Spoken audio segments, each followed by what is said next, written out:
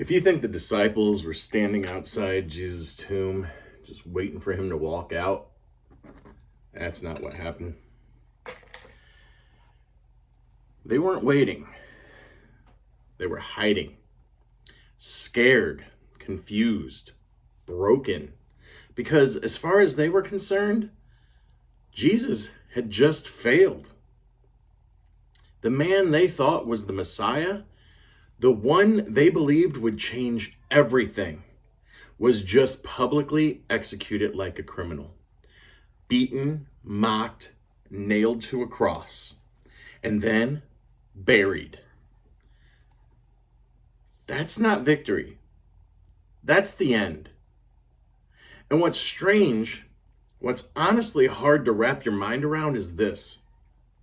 Jesus told them that this would happen. More than once. He told them he would suffer.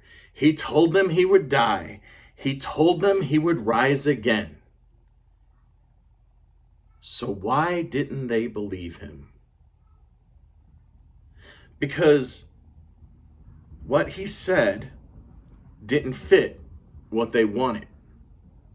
They were expecting a king, a conqueror, someone who would overthrow Rome, restore Israel, establish power. Not this. Not this. Not humiliation. Not a cross. And I think if we're honest, we would have done the exact same thing. Because we don't struggle to believe in a powerful God. We struggle to accept a suffering one. Because here's where it gets deep. Because it's not just that Jesus told them. This wasn't new information. This wasn't a last-minute twist. This was written long before it happened. Hundreds of years earlier. The scriptures were already describing this. Not a conquering king, a suffering one. Isaiah writes about a man who would be pierced for our transgressions, crushed for our iniquities. A man who would suffer not for his own wrongdoing, but for ours. That doesn't sound like defeat from that perspective. That sounds intentional.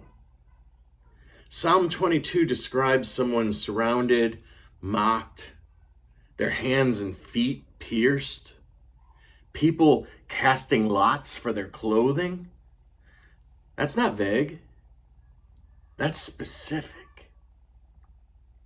And then there's this strange moment in the book of Jonah, a prophet swallowed by a great fish, gone for 3 days, and then brought back.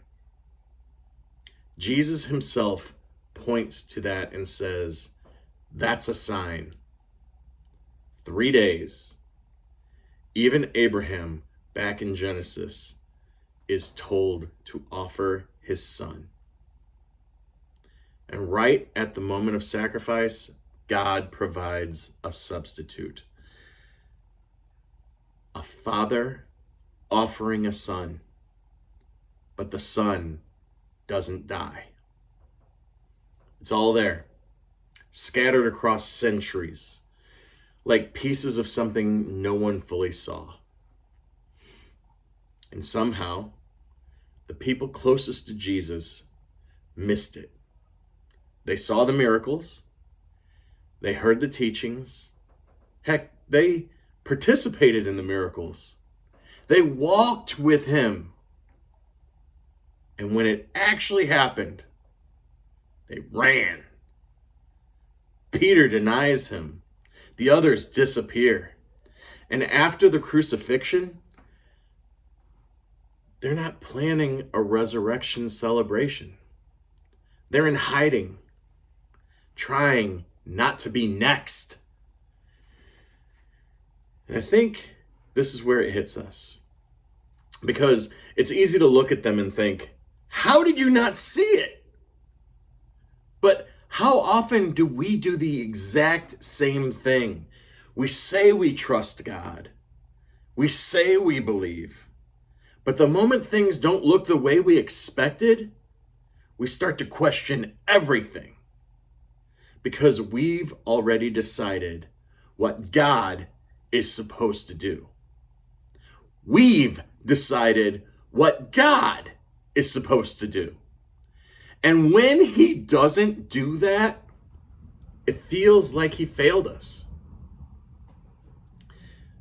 That is what Friday looked like. Failure, silence, loss. But Friday was not the end. And here is where everything changes. The resurrection didn't happen because people believed it would. It happened while they didn't believe. They weren't waiting in faith. They were hiding in fear. And yet, it happened anyway. The stone rolled away. Not so Jesus could escape, but so that people could see. The tomb is empty.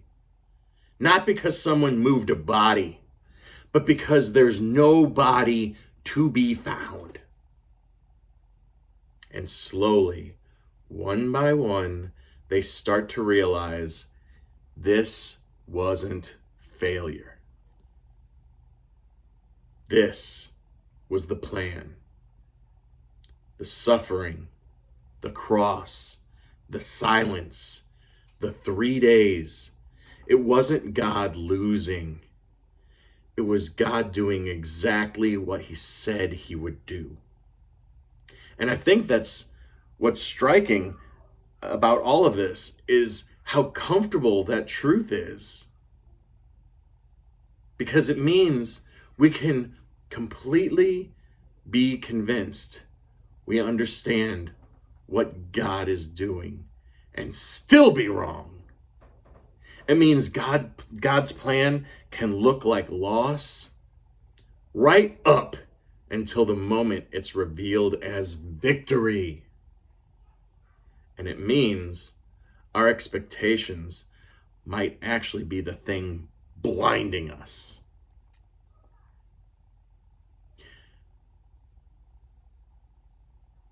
God doesn't operate inside of our expectations.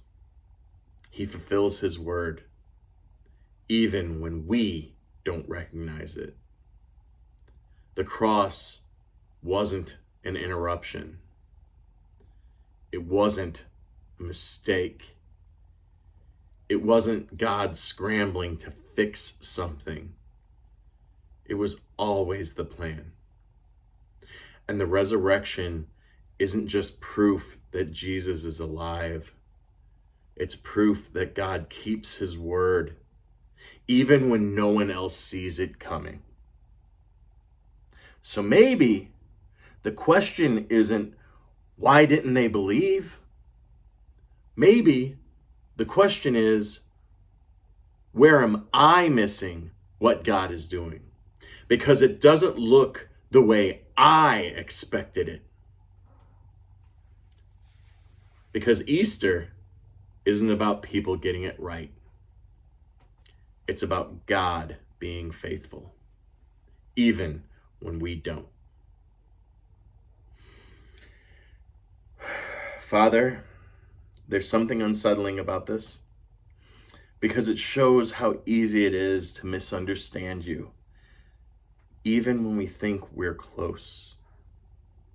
Help us to trust you, not just when things make sense, but when they don't, especially when they don't. Help us to see that you are working, even in moments that feel like loss or silence or failure.